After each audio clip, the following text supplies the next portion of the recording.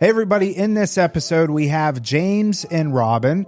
James is a client here at Rock Recovery Center, and Robyn is his wife. They wanted to come on the show. Well, I invited them to come on the show because I wanted you to hear their story. I wanted you to hear from James's perspective, what it is like for him relapsing numerous times and finally going into a program and surrendering to his disease. And I also wanted you to hear from Robyn's perspective, what she has gone through over the course of 10 years being in a relationship with James. They're now married 4 years. They have twins, and all this stuff has happened throughout James's addiction. But I'm proud to say that James is clean, he is sober, and he's thriving, and their relationship has grown so much stronger. I know you're going to get a lot out of this episode. Enjoy the show. Here we are, Real Recovery Talk. I am your host, Tom Conrad. In today's episode, we have James and his lovely wife, Robyn. Hello, Robyn. Hello. First things first, thank you for tuning in on the podcast app, whichever one that you choose to use. And thank you for watching on YouTube. In the end, if you have any comments, questions, or concerns, you can always reach us. info@realrecoverytalk.com. Again, that's info@realrecoverytalk.com. And ultimately, we want to help you turn your mess into your message. Right, peeps? Yeah, absolutely. Oh, yeah. That's why we're here. That's why we're here. Also, go to realrecoverytalk.com/guide. There you can download a PDF.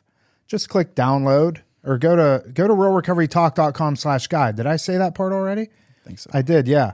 And then you're going to put your email in. Once you put your email in, it's going to send you a PDF. And so for all my old folk out there, you just click the PDF. It will download right to your computer. And that's going to be 5 steps that you can take to get your loved one the help that they need. And yeah, that's it. I mean, and then you can reach out to us and we'll assist you in any way that we possibly can. You can also schedule consultation calls with either myself, Ben, or Dr. Tambini, and you can do that right from the website, realrecoverytalk.com. Just hit schedule now, and it will allow you to schedule with us. And then you talk to us, and we get to tell you all the things that you're not doing right and stuff like that. So anyways, you guys got to be part of my little intro. How does that make you feel? Fantastic. Good. All right, here we are. I've requested to have James on and his wife, primarily because, and we were just talking about this, we don't have spouses on here very often. So anytime opportunity presents itself, I like to do that. And you guys are fellow Loxahatchians. So here we are. It wasn't just a, hop, skip, and a jump away, and we got to make this happen. So I'll do a brief introduction. Okay. Robyn, I obviously know nothing about you. So Okay. I'm just going to speak in terms of James. Oh, boy. Can I talk openly about you, James? Yeah, absolutely. All right. Do me a favor. Twist the there you go. I won't stay. All right. When you're asking That's questions, fine. do I look at you, right? Fine. Block my face. It's perfect. Yeah, you can look wherever you want. If you do look in the camera, just look in your lens, which is why I flipped the screen back in. What are you guys laughing I at? just She winked just at winked it. at the camera. Oh, there you go. That's fun. This is going to be fun. All right. James is a client at Rock Recovery Center. And I can tell you this, and I've spoke on this quite a few times, James. You've probably heard me say this over the past couple of months. When people enter into our program, we're looking for them to be assets to the community. In many different ways. We're looking for people that first and foremost want to be clean, they want to be sober. We're looking for people that are actively going to participate in group and they're actively going to work with their therapist. We're looking for people that can, be mentors of sorts to the younger or the people that are just coming into the program, stuff like that. Mm-hmm. And when it comes to James, I would say that you've checked all those boxes. And one of the interesting things about this situation is that we're literally in your backyard. Yep. And a lot of times people come in from out of state, New York, Pennsylvania, New Jersey, Connecticut, so on and so forth. And, home for them is 1,500 miles away. Well, home for you is 5 miles, 10 miles away. And so that adds a layer of, what would you call it? Complexity. Complexity. I like that word. So, but you've come in now, you've been in our program how long now? Well, today's 99 days sober. And I think I had 7 when I came in because I had that little brief hospital stay in the middle. So about 92 days that I've been part of Rock. Yeah. And you've done everything that we've expected you to do. Trying to, yeah. Now, Robyn is the wife of James. And I know nothing about Robyn other than what we were discussing prior to recording. So you guys have known each other for 10 years. Yes. And been married for 4 years. 4 years, October. And have twins. Yes. Just turned 3 in June. So what's that like, having twins? Before we even get into... Organized chaos. Yeah.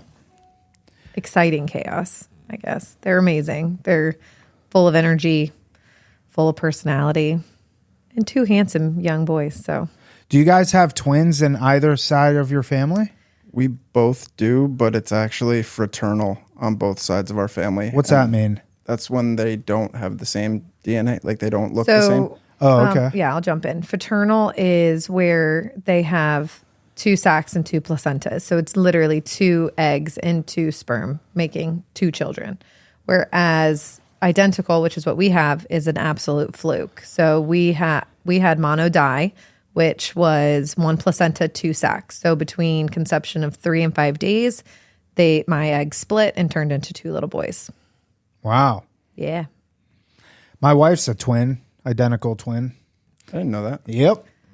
I thought sure as hell I was having twins, but we didn't. She's been pregnant 3 times, and fortunately, no twins. And my grandmother is a twin, so there's twins on both sides. Oh yeah. So, but it was scary at first. I remember when we first found out that we were pregnant, we were laying in bed one night talking about how like, oh, I'm a night person and she's a morning person, and then we could just like trade off in the middle of the night. And then it was only a few weeks later we found out that we were having twins, so those plans went out the window, and it was all hands on deck. I'm pretty sure you told me to go back to bed when I woke you up in the middle of the night and told you that I was pregnant with twins, and yeah. we didn't know it yet. Yeah. wait a second. Hang on. Say that again? I had a feeling. I woke up in the middle of the night and I rolled over and I like literally hit him. And I was like, I'm pregnant with twins. And he goes, shut up and go back to bed. And I think I called you crazy. You did call me crazy too, probably, which is understandable. But about 2 weeks later, I went in for the ultrasound. And how did you know that? I'm going to say mother's instinct. Yeah.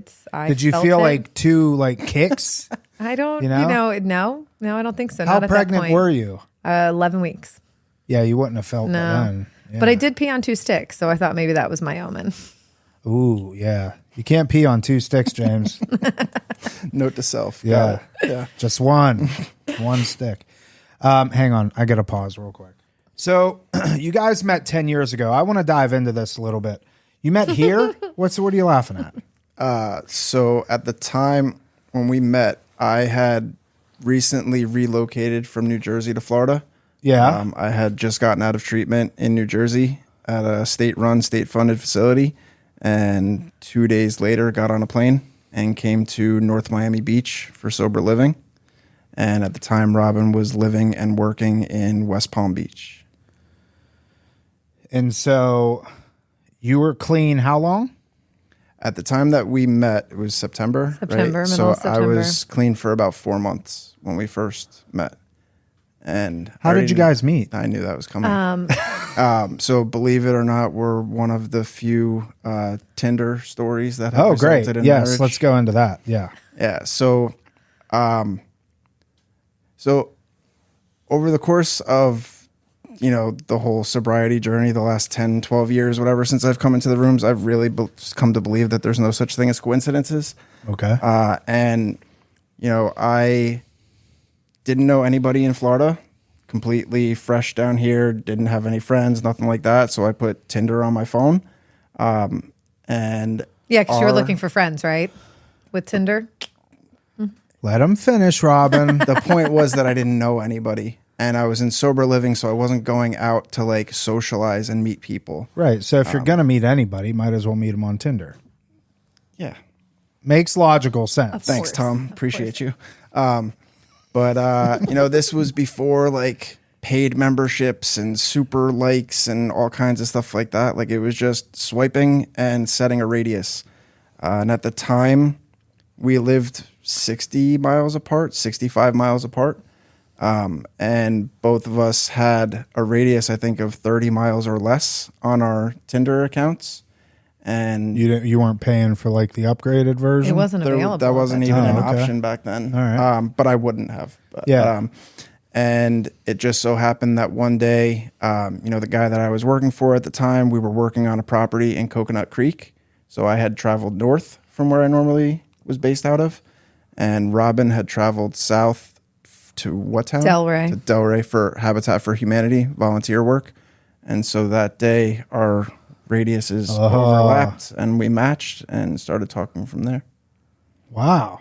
We messaged each other through the app for a couple of days, then exchanged phone numbers, texted for a couple of days, and then had our first like real phone conversation. And it literally was like one of those high school 4 hours laying on your bed, kicking your feet, like talking all night kind of thing. And then the first few minutes of that real conversation is when I told her my story, not my story, but my whole deal, like why I was in Florida. I broke it to her that, I was a recovering addict, that I was in sober living, that I had a curfew, that I wasn't allowed to have females on the property, that I didn't have a vehicle, all these things. And, I kind of finished that off by saying, like, I wanted to get that all out in the open now before either one of us really caught serious feelings for each other. And that if she didn't want to pursue things any further, that there would be no hard feelings. And I would totally understand. I just didn't want to start something under, not really a lie, but by withholding the truth. Right. And how sober were you then? Or clean? 5 months. 5 months. Yeah. And Robyn's response to all of that was, she paused for like a second and then said, why would I not want to talk to you just because you're trying to make yourself better? Oh, wasn't that nice? I can be nice. So, how long till you guys like went out on a date or whatever? Shortly after that, maybe a couple weeks. Shortly after that, we actually had one planned. And then between the time we had that planned to actually seeing each other, we actually saw each other twice before the official planned date just because of fluke situations. He was coming up to visit a friend, and those plans fell through. He was already up in West Palm. He had his boss's work truck. So he just picked up the phone and called me, and I said, well, I'm running errands. I am in 3 weddings in the next 3 months, so you can come run errands with me if you want. And I picked him up. Actually at the Starbucks I just stopped at to get our coffee, and he got in the car and we went, actually, I should rewind. He hesitantly got in the car because at the time I was working at the Breakers in the golf department, and my boss did trick shots, and I had a wooden baseball bat in the front seat of my car that I was returning to the sports shop, and it had not been returned yet, which we actually still have. We kept it. I never returned it because it's kind of sentimental now. But you thought she was going to beat the shit out of you with that? I thought I was going to end up on an episode of Forensic Files. Yeah, I thought there was a chance. You hear those horror stories about online dating. Yeah, of course. Yeah. Like, so we had one of the best dates, I think, that people don't really talk about, because we ran errands. He kissed me for the first time in Bed Bath & Beyond. We played mini golf and had McDonald's because I was hungover from a bachelorette party the weekend before. Nice. So that's awesome. The Just Bed Bath clarify, right here on Palm Beach Lakes? No, up in Palm Beach Gardens. Well, it's no longer there It's no now. longer there, yeah. Just to clarify, Robyn is not an addict or an alcoholic. She's able to successfully stop drinking when she wants to. So, well, no one's normal. I'm definitely not normal. Well, yeah, but in terms of addiction, in terms of addiction, yes. Yeah, we all have our issues. Probably the polar opposite. I've never even smoked a cigarette. You've never smoked a cigarette? I've never smoked a cigarette. I've never smoked pot, and I have barely even had any type of drug, even after having surgery. What drugs have you had? Alcohol. Is that it? You took pain medication after the boys were born. And I was hesitant. I didn't even want to. I was taking half the dosage when I had my C-section. So you have no experience. Well, let me ask you this. Do you have any experience with addiction ever in your life? Not yourself, but family or anything prior to meeting James? No, I was actually very naive in this. I was your typical person who thought your drug addicts and alcoholics were the homeless people living on the street, like before I met my husband. And then you meet James and he proves otherwise. Until he doesn't prove otherwise. Correct. Pretty much. Okay, so let's fast forward now. You guys meet, you start dating. How long after you start dating do you relapse? Probably about a little over a year. I had about a year and a half of sobriety before I relapsed here in Florida. We weren't together though when you relapsed, right? Because we took like a little bit of a break, but we were still talking. Yes. And I didn't know. It was everything but the title of boyfriend and girlfriend. Correct. Let me ask you this. How long were you guys on this quote unquote break before you relapsed? 7 months probably. It was around Dan, right? Yeah. Right before Okay, Dan. so what I was getting at was, did you relapse wasn't because you of the broke split. up? No. Okay, all right. No, he actually ended it with me. I think, looking back, he was scared. You know, everything was so good.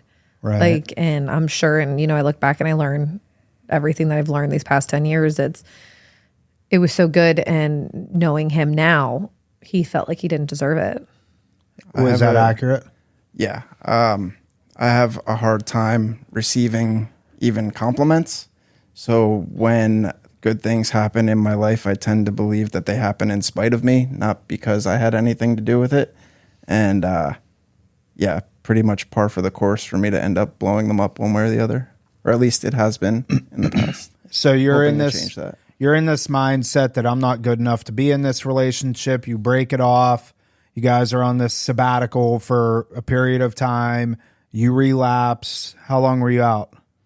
So it ended pretty quickly in the sense that I went back to treatment right after. At the time, I actually worked in treatment. So I relapsed, and like working in treatment, obviously I wasn't fooling anybody. So I think it was like my second shift after my relapse that I came in, and my supervisor put a UA cup on the desk and told me that he needed me to drop. And I just looked him right in the eye. I was like, dude, you can save the cup. I'm dirty.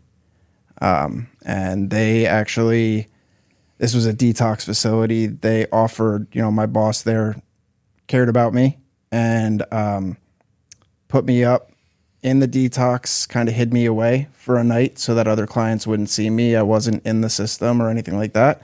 And then the following day, so like I spent one night on a friend's couch, one night Wasn't in it the at Jeff's detox. house? Yeah, I wasn't going to say names Oh, or anything. sorry. But We don't know who that one is. night on a friend's couch, one night in the detox, and then the following morning he put me on a plane to California for a treatment program. And that was I'm trying to follow it, make sure we stay on a timeline. Yeah, Yeah. so that was in 2016, 2015. 2015. So a year- One of his best friends passed away as well around that same time of a drug overdose. It was one of his closest friends that moved here to Florida. So you guys know each other at this point, what, 2 years? A year. A year? Mm-hmm. And so he relapses. You guys are on this break. What's going on in your head? If you rewind back, I stayed in contact with his family the whole time while we were even on a break. We surprised his family up for their anniversary. I clicked with his family very early on. They're your typical Italian family, and if they like you, they love you. I got recipes right away, and I cooked for him. And so when we broke up, they pretty much told me to hold on. They knew their son. They knew their brother. They're like, he loves you, like, even though he might not realize it. So I stayed in communication with them through that whole period. And I stayed in communication with him. Like, we talked. I would see him here and there. And really was there for him for support during his first relapse in November after his friend died. So I mean, I never really stopped talking to him or his family that whole period of time. And then about 6 months after he went to rehab was when we got back together in April of 2016. So you, She's James, much better with the dates than I am. yeah, that's okay. Oh yeah, you should have heard my impact letter. Yeah. I had a whole timeline. Did you? Oh yeah, 7-page timeline.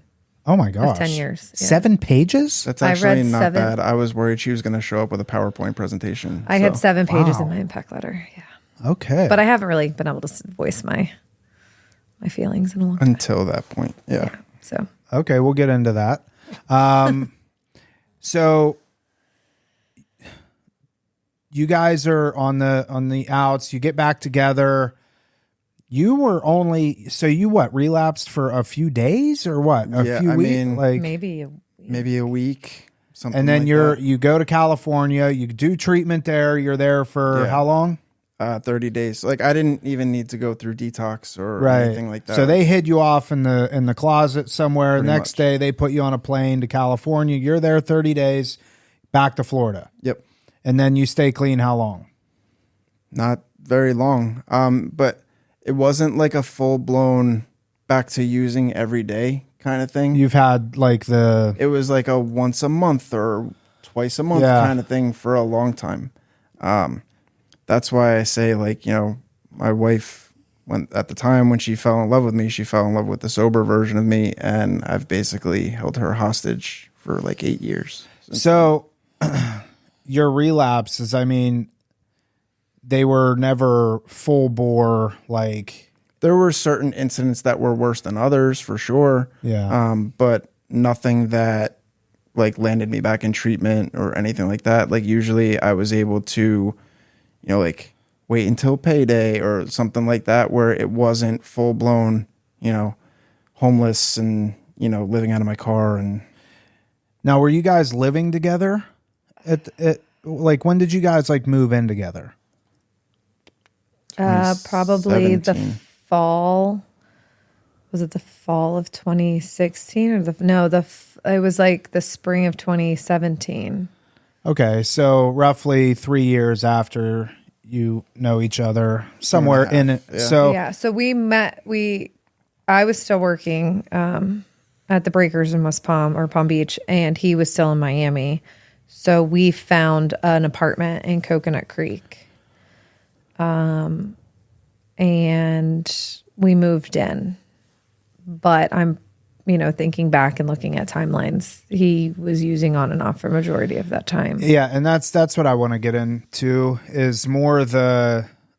I want us to look through the lens of the manipulation, the conniving, the not only like, listen, you guys both played a part in this, whether you recognize, I know you know that now. But I really want to paint a picture for the listeners of like the insanity of it from both sides. Like, Robyn, what are some areas in which you could have been better at?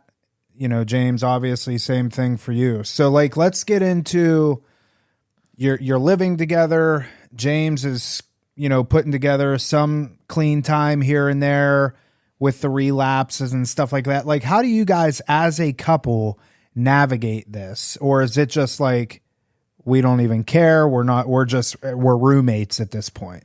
I think that at first, obviously I did not do my role. I did not go to Al-Anon. I did not, looking back as a whole, I didn't do my research that I probably should have when I started dating him. I went to, I think, 2 meetings, and it broke my heart, and then I don't think I ever went back.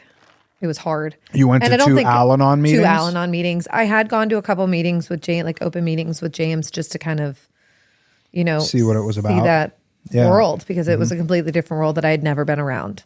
I knew my fair share of people who did drugs, like recreationally growing up and in high school and in college, but that was the extent of it. Like, the ones who were addicts, I'm finding out now, like at 36 years old, like that I was like, oh gosh, you were, like, looking back. But so I think during those times, especially early on and while we were living together, I just kept telling myself I was crazy, because he would literally go a month or two without using, or didn't like seem like that typical high that I saw that one time when he relapsed back, but when we weren't together. So I didn't really know the addict James at the beginning until he started coming out more and more. And the times where he would act off or act different, that's when I would question my own sanity, not him being high.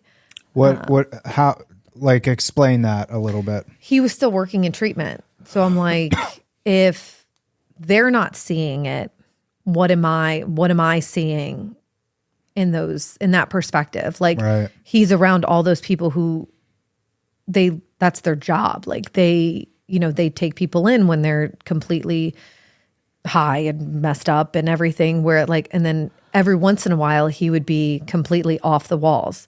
The one thing he does is, our house would be spotless. Like, and he'd be sweating profusely. And I keep our house at 68 degrees. Like, it is not a hot house, like where some people are at 74, 76 degrees. So I'm like, this makes no sense. There are days you're in hoodies, like freezing.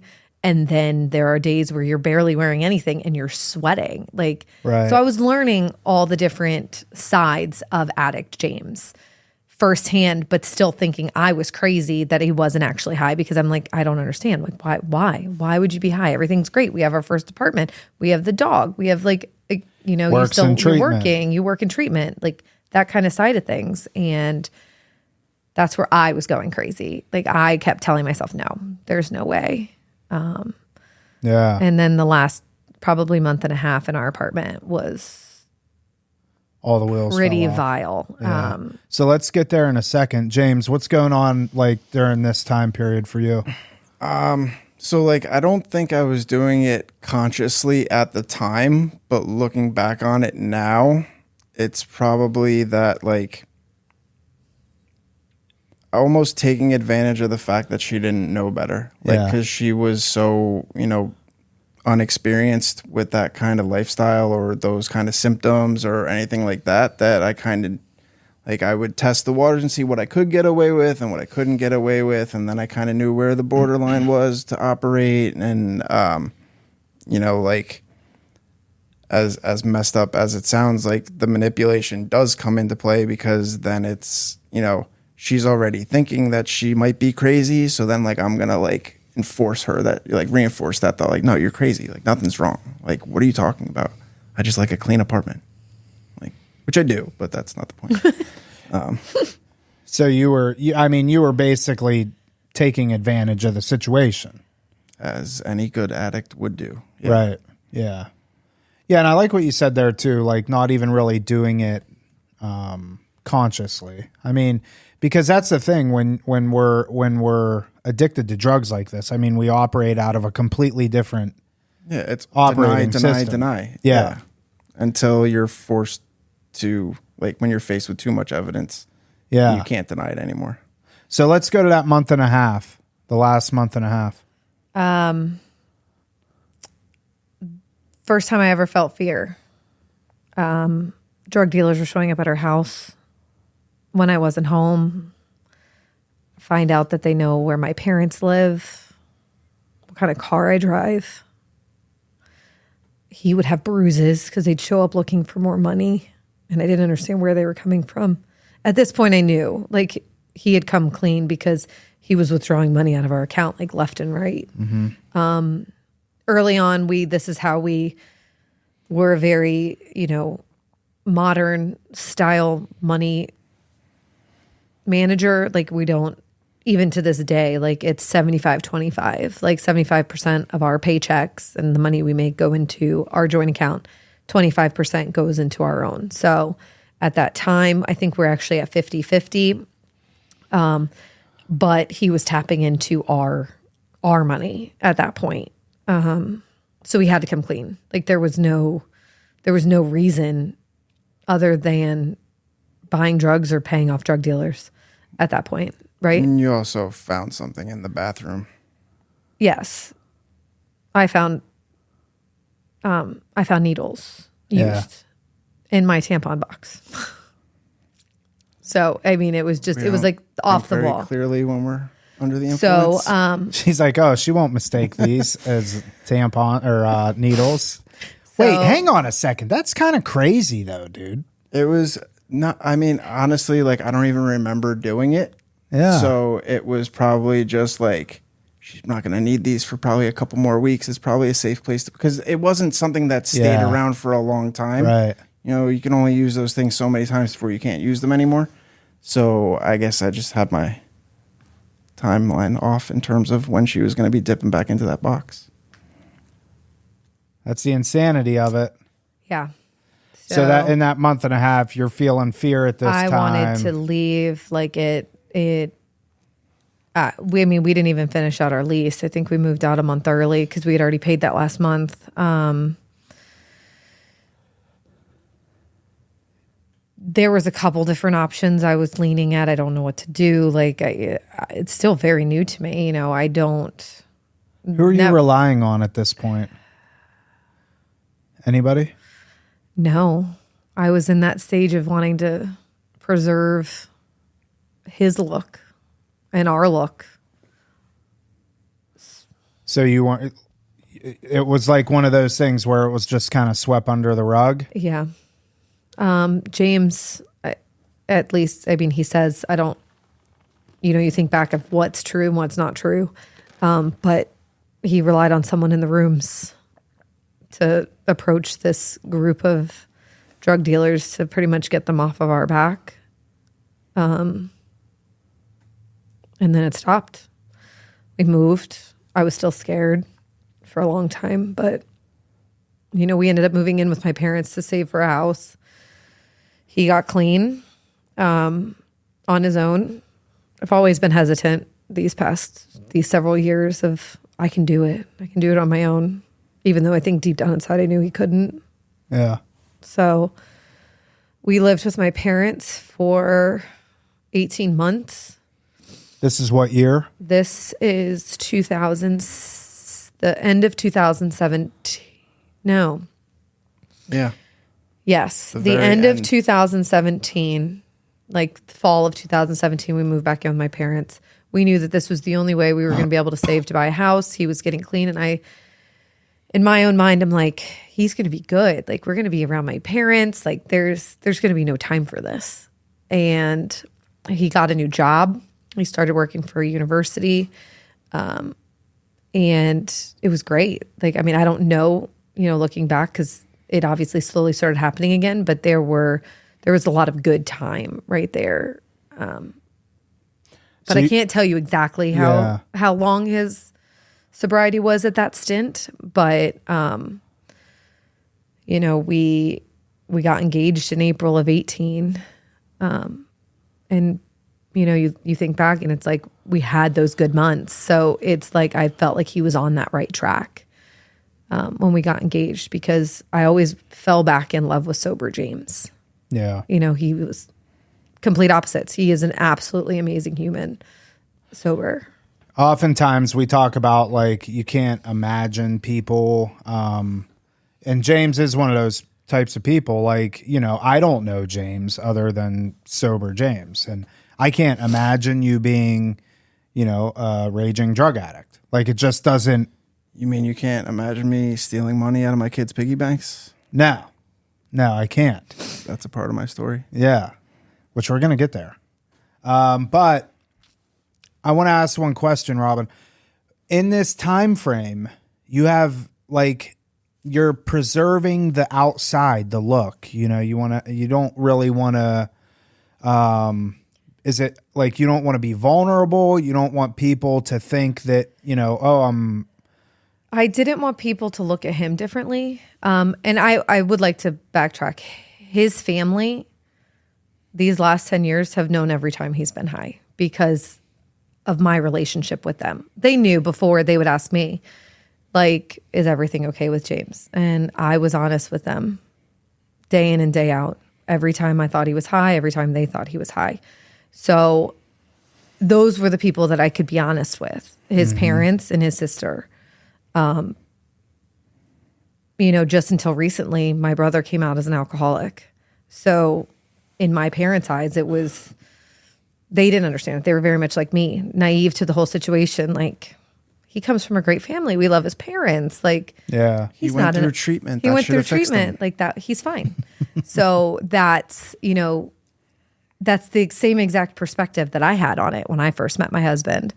Like, no, Not that doesn't James. make sense Yeah. because like he's not perfect. No one's ever perfect, but like he was great. Like his personality is amazing. He's helpful. Like it's just, I was like, no, this is going great. But so my parents knew he was an addict and in recovery, and they knew about a couple of the relapses. I didn't share them every situation we were having. Right. But the people that I talked to openly about it, and it was literally his parents and then my best friend who was a nurse. Because I needed that like clinical side of it too a little bit. But those were really the only people that I had in my corner that I could speak freely to about everything.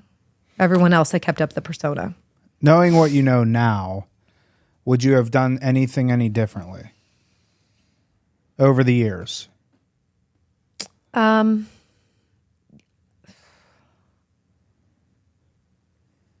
No, No? because we wouldn't be here today. Okay. I like that. I mean, obviously, if I opened up to more people, I probably could have. That's what I was looking for.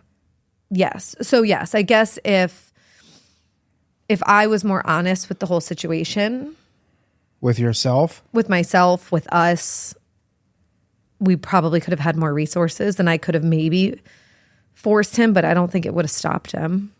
Right. Like I believe that like he needed to do what he needed to do. Yeah. James, you agree with that? Yeah, so I can see Pull the both- mic a little bit closer to you. I can see both sides of what Robyn's alluding to, because like if everything didn't play out the way that it did, we wouldn't be where we're at now. We wouldn't have our kids, that kind of a thing. But I don't know. I mean, honestly, if she was going to be the one who was going to get me clean, it would have happened a long time ago. You know, like it sucks to say it, but sometimes we have to dig the hole deeper until we really get to like that bottom that's going to force us to change. Right. There's a lot of stuff in that Robyn, the reason I asked you this is because there's parents, there's loved ones, there's spouses out there that are in your exact situation right now. And they are afraid, they're angry, they're scared, all the things, right? And oftentimes it can paralyze people and they don't do anything. And it's just like, I'm just going to kind of pretend like this isn't even happening when all the signs and symptoms are right there. And when a lot of times, a lot of damage can be, and I totally agree with you guys, what has to happen, and everything's worked out the way that it's supposed to. But I guess the message that I want to portray with this is that like, learn from other people's experiences. Now you were in a position to where you had no experience with any of this. So you didn't have a reference point. You couldn't say to yourself, oh my gosh, he's presenting the same way my brother did, or my sister did, or my best friend so-and-so did, or Right. And you didn't have any of that. So you didn't know what to look for. You didn't, so it's hard to have a reference point on what to do. But there's people listening to this that are in the same situation, but now they can reference your situation and what you went through. And so what I'm trying to say with that is that there's never a better time to intervene than right now. And intervene in some capacity, oftentimes we have to seek out professionals to help do that in whatever way, shape, or form. Not only the intervening part, but like having people in your corner that isn't your immediate family, that's not your best friend that knows the clinical side of it. I'm talking about other Robyns out there that have had Jameses in their life that have gotten to the other side of this. Now they can come alongside you and say, okay, Robyn, this is what we need to do. And oftentimes, like, and I agree with you 100%, you can't force him into being clean. And like what you said, if she was the reason you were going to get clean, that would have happened a long time ago. The only thing that we can do is we can only control ourselves and our reactions and our responses and stuff like that. And, it sounds like throughout these years, you were operating out of all those: fear, anxiety, scared. But like, that's what you knew. Right. You didn't have... I didn't have Al-Anon. I didn't have support groups. I didn't have anything to say, this is not how you guys should be acting. This is not how you need to take care of yourself. Which is unfortunate, because here's the thing, like, especially in this day and age, with podcasts, the internet, YouTube, all the resources at our fingertips, at our disposal, like, the fact that you didn't know that these were things that you can turn to, or you said you did go to 2 Al-Anon meetings, but you didn't like them. Like, it's just unfortunate. I think we need to do a better job at letting people know what the resources are on both sides of the equation, for people like you and people like you. I think a big part of that too is like the stigma around the disease of addiction itself. Like, it's a part of my family. I have a family member who died from this disease. And like back then it was like, you don't talk about going to rehab. You don't talk about her problems, like none of that stuff. Now it's gotten to be a lot more mainstream than it used to be 20 years ago. Like it feels like every TV show you watch nowadays, there's a main character that's an addict. But it's different when it's in your own house. Yeah. And, at the same time, you're looking at people on social media that only portray the perfection in their lives. And nobody wants to show that, like, the house is built on a cracked foundation. Right. It's, I'll tell you, that was the whole idea behind this podcast, was really just to be able to help people better understand, what we're dealing with. Of course. On both sides, There needs to be more. Yeah. All right. So for the sake of time, because we only got about 15 minutes left, I want to get into, like, now where, we've established, James, you're the real deal. You stole money out of your kid's piggy bank? Yeah, so that's actually one of the reasons why I asked my current sponsor to sponsor me, because it was part of his story too when he shared. But I would take money out of their piggy banks and I would write down how much I was taking each time. And every time I would get my paycheck, I would always pay it back. But it literally was just like my slush fund that was right there in the room that I could grab money from. Did you know he was doing that? I didn't catch him. The piggy banks had moved. And then, so they're literally like pigs with their names on them.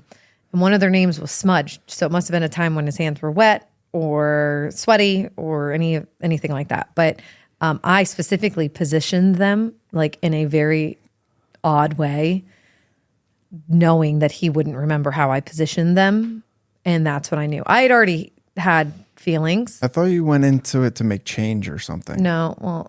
That's how I opened it and then found out there was only crumbled ones. His parents used to put 5s, 10s, and 20s into the piggy bank every time they would visit.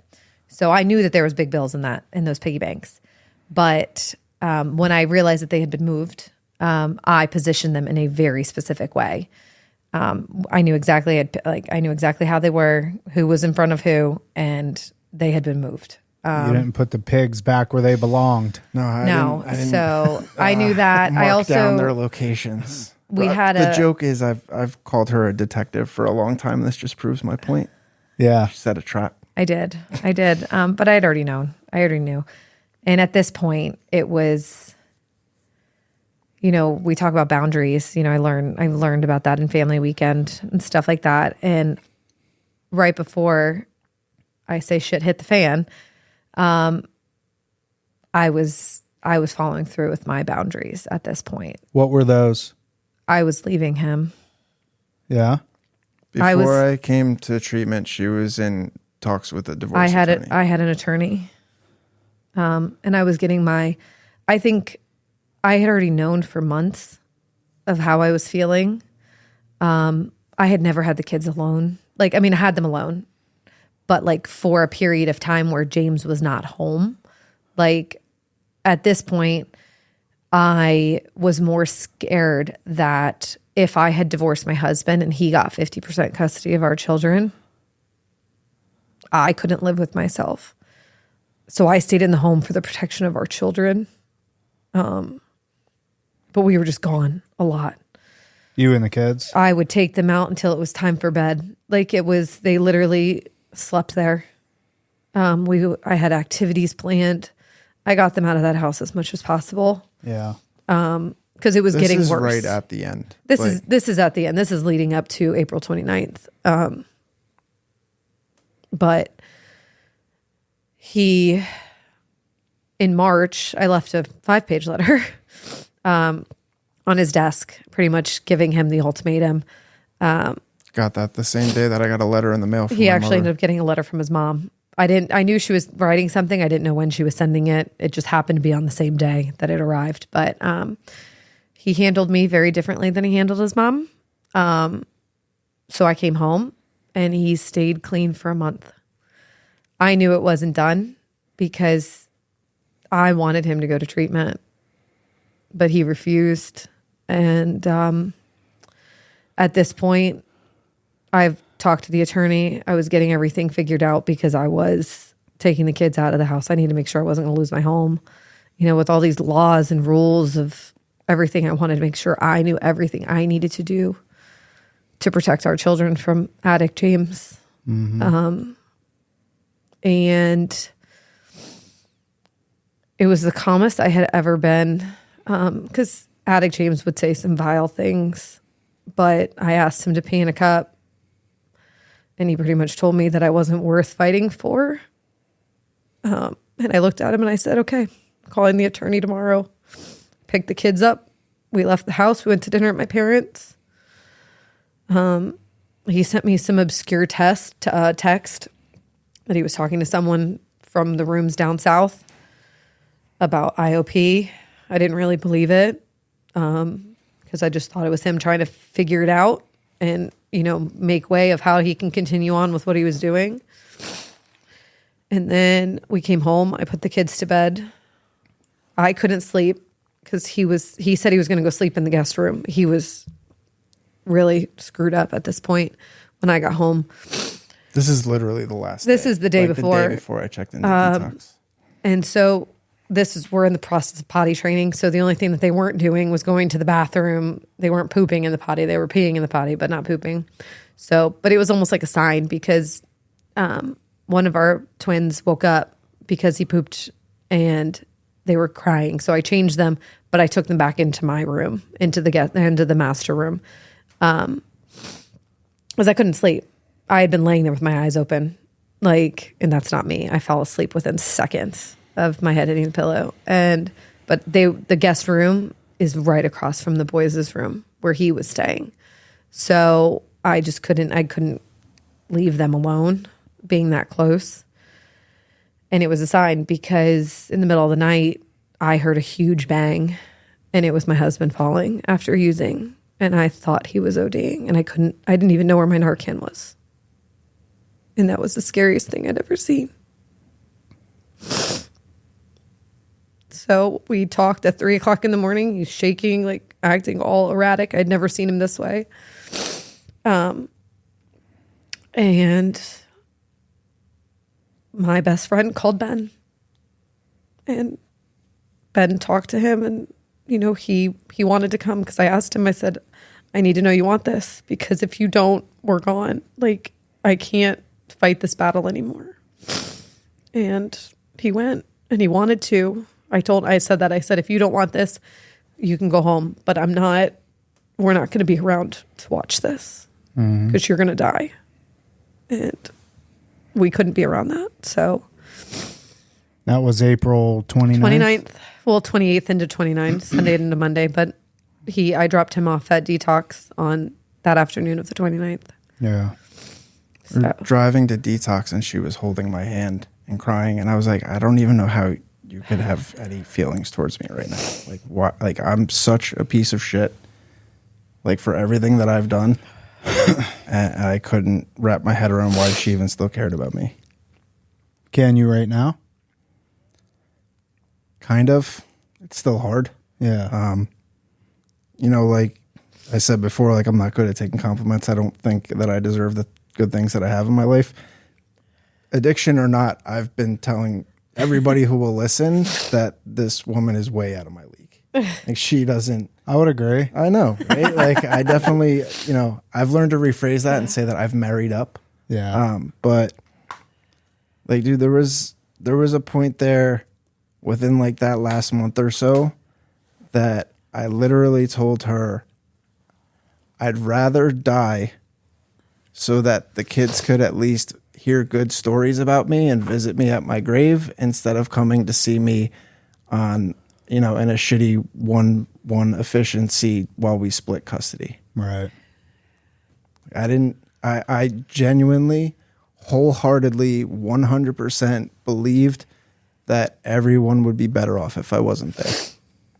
And I just didn't have the nerve to actually like step off the curb into traffic. But there was quite a good period of time there where I genuinely didn't care if I woke up or not. Yeah. But you did that night because you unlocked the door. Yeah. You did that night. The night that you overdosed? When I went into the bathroom, like when I was using, I locked the door. Yeah. 'Cause I didn't want somebody to walk in. And as soon as I did what I was doing, it like hit me like, oh shit, this might actually be too much. Like, I might really need help. And while shaking and like barely being able to function, I reached over and unlocked the door So they can get in. so that she could walk in. And you know what, like, you want to talk about like something really painful is, you know, one of the people here at Rock asked me and they said, you know, your wife came into the bathroom, right? Like, what would you have done if it was one of your boys that found you like that? And I don't have a response to that because I don't know. I don't know how I would have reacted. Right. Yeah. It's really painful to even just imagine a scenario like that. Yeah. Well, thank you for sharing all that. We're here now. Mm-hmm. It's been how long? I've been clean now? 99 days. What's different this time from all the rest of the time from both sides? You want to go first? He got help. Yeah. He surrendered. You know, all the other times it was, I can do this. I don't need the rooms. I don't need treatment. You know, it's for the longest time, like I wanted him to be proud of who he is sober, and he never was. But he got help, and I took the step back and I said, you need to take all the time you need. And even you sit there and you look, and some people are like trying to rush to get home. I wanted to make sure he didn't do that. Like, he needed to do it on his own terms. He was gone for 95 days. And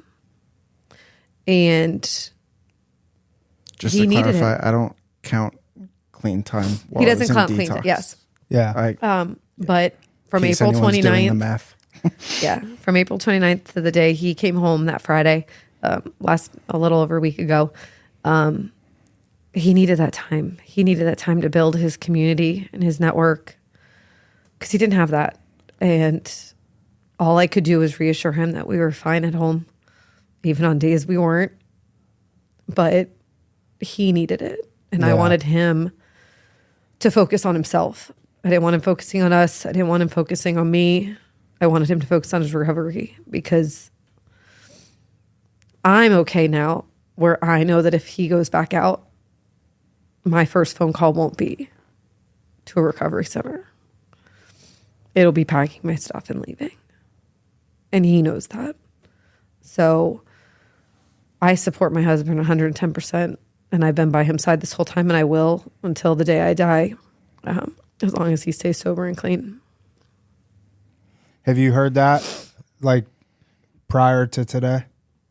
I've always known that she's supported me. And yeah, even before this go around, you know, like, I do think a big difference in Robyn this time is the boundaries. You know, like there's a saying, I think it comes from Naranon, but, you know, like love the addict, hate the disease. Yep. And I truly feel like that's where she is right now. Like I know for a fact that, like, God forbid something happens and I do go back out, I will come home to an empty house, but like she will pick up the phone if I need help. Like she will help put me in contact with somebody or something like that. She just won't be there to pick up the pieces. You know, there's a difference there. Right. And,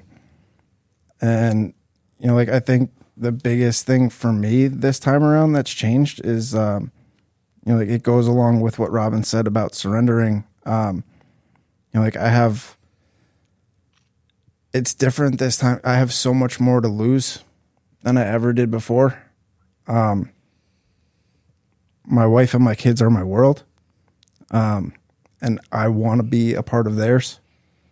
Whereas before, like I told you, you know, I thought they would all be better off without me. But being in detox and, you know, getting to talk, you know, FaceTime whenever, and seeing like that the boys actually missed me and that they knew that I wasn't there. That cuts deep. You know, like I remember being in detox. It was like my second or third day there. And like, this was probably the beginning. Well, I think going to detox in general was a form of surrender, but I don't know if like Steve and Ben ever told you about that day when they came to see me. They're like, you know, we talked for a while and they were, you know, at the end of it, they're like, so what are you thinking? And I was like, yeah, I mean, I can come to treatment for like 2 weeks. And I remember this. You know why? You know why I remember this? Because I told both of them, don't even bother. I believe it. I remember. And I'm like, if he only wants to come for 2 weeks, tell him not even to bother. By the end of that conversation, you know, I had agreed to a minimum of 30 days. And Ben said to me, you know, like, if you can commit to at least doing 30 days with us, we'll go from there. Yeah. And cut to now, like, I lived in your PHP house for 3 months, doing group every day, all day. And even now, when I could have graduated and moved back home, like I'm living at home, but commuting here every day to do night groups of IOP. And one of the therapists asked me, you know, like a week ago, like, how much longer are you going to be doing IOP? And I was like, how much longer will you guys let me? But like, I'm doing everything different this time around than I ever did before. Yeah. I think what Robyn talked about too, like, you know, kind of like that gradual transition period is big. Every other time I went to treatment, it was 30 days and home, 30 days and home, 30 days and home, right back into the same environment. No real setup. I was, you know, it was a good thing to have the geographical change while I was in treatment, but then I didn't have any support system when I got back in terms of a sponsor or meetings that I was hitting or anything like that. And, you know, getting clean 10 miles away from where you live means that when we go out to meetings, I'm going to see the same people that I'm going to go to meetings with on my own. Yeah. So, you know, I started working, I work from home, so I work remote. I started working while I was still living in the house. That was like a slow transition back into the real world. Then it was moving back home, continuing to come here at night. That's another step in the transition. And eventually it'll be, you know, just doing, and once I complete here, whenever that time may be, like I'll still have all my meetings. I have my home group. I have my sponsor. I'm doing step work. I'm going to a spiritual retreat this weekend, Tom. I never thought. Where's that? North Palm. Oh, yeah. It's a men's retreat. Oh, that's cool. Yeah. Never thought I would be a part of something like that. Yeah. But like the whole thing is, you know, I used to say that I went from like treatment to home, like jumping off a cliff. And like this time I'm trying to take the stairs.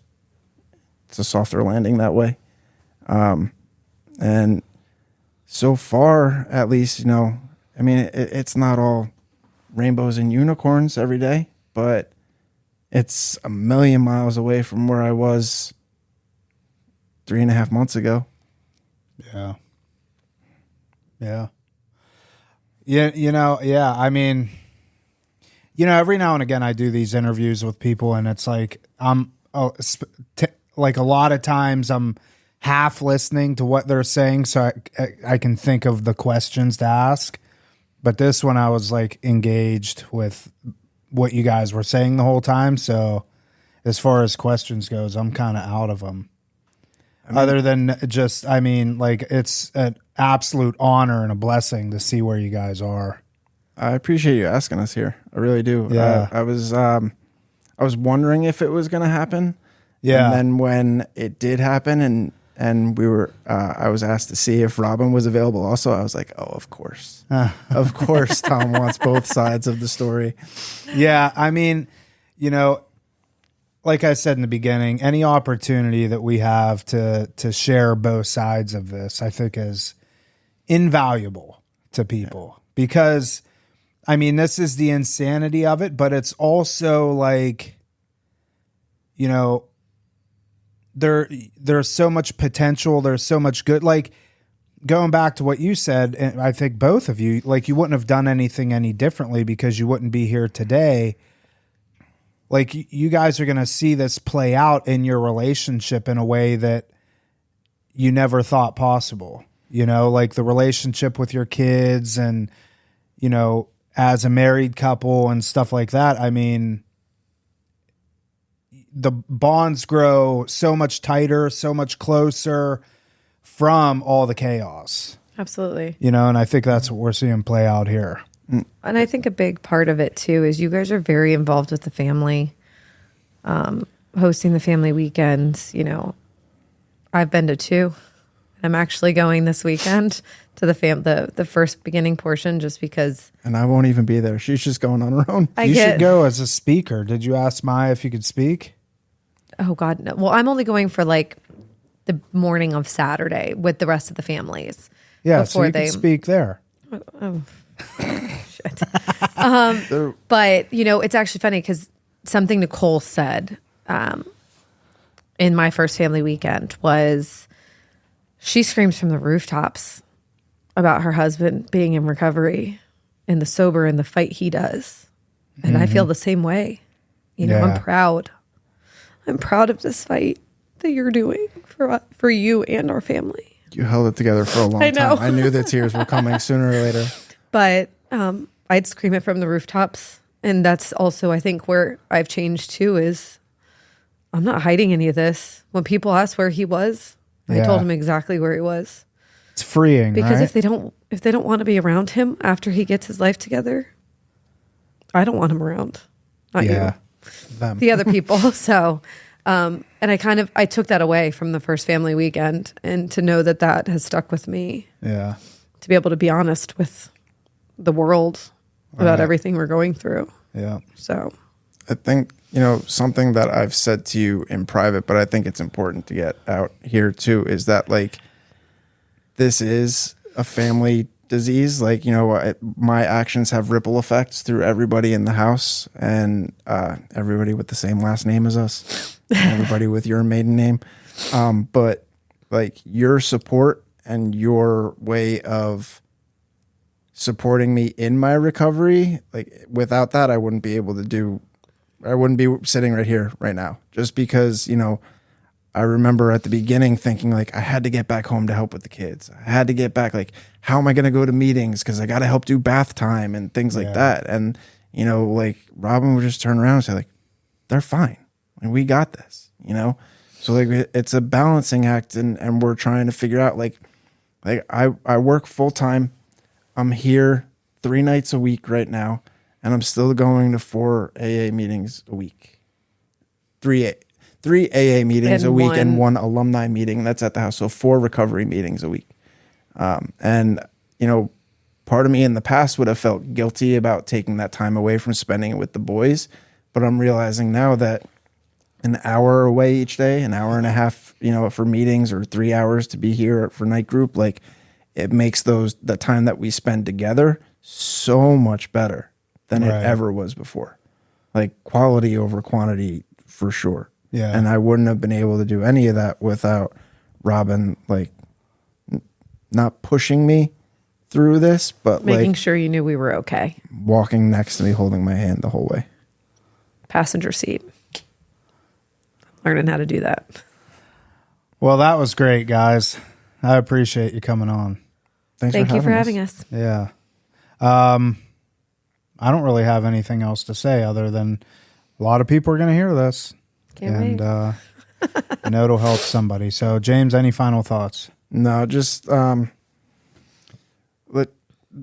hard thing for me was surrendering. I used to think that surrendering was like being a wimp. And somebody pointed out to me that there's a definition that says like surrendering just means to lay down arms and join the winning side. I'm like, that's something I could get with. And it really helps a lot if you have a supportive partner there with you too. Cool. That was good. I know. That was very Shakespearean. I can be insightful sometimes. Robyn, any final thoughts? I guess from, the outlook of being the spouse and anyone who's listening that's in my shoes, let them have the time. Yeah. You see so many times that they're almost making them feel bad that they're there. Give them their space and give them their time and make sure they know everything's okay, even at times when they're not. Right. Lean on your own people while he's leaning on his. Because I'll never give up those 95 days because I know the person he's now become and working to be even better every day. He stays sober. So Yeah. sorry I don't have those SAT prep words that you like to throw out. But Those 95 days knowing where I was is probably the best you've slept in a long time. yeah. No. Well, the kids. but 68 degrees? You keep your house at 68? That's 70. amazing. It's really 70, but when I was pregnant, I was still sweating at 68. Like, I I used to believe go it. down in the middle of the night and just like, and he'd be like sleeping in a hoodie and sweatpants and socks. People come to our house and wrap themselves in blankets. I'm not exaggerating. It literally just happened the other day. We put our AC to 68, 69 at night when we're sleeping. But when I get up in the morning, I walk because our thermostat's right outside our bedroom door, and I'm like hitting it up to like 75 because I'm freezing. I'm surprised you keep it at 70 the whole day while working from home because I don't want to get yelled at when she gets home. Yeah, there you No, go. well, you know In the how it is, summertime, South though, it gets Florida, hot. It's hot. If the temperature goes up, it's hard to get it back down. So That was fun, guys. hope you got something out of it. We sure did. All right. That is it for this episode of Real Recovery Talk. Thank you for tuning in. In the end, if you have any comments, questions, or concerns, you could always reach us, info@realrecoverytalk.com. Again, that's info@realrecoverytalk.com. And ultimately, we want to help you turn your mess into your message. That is it. We will see y'all later.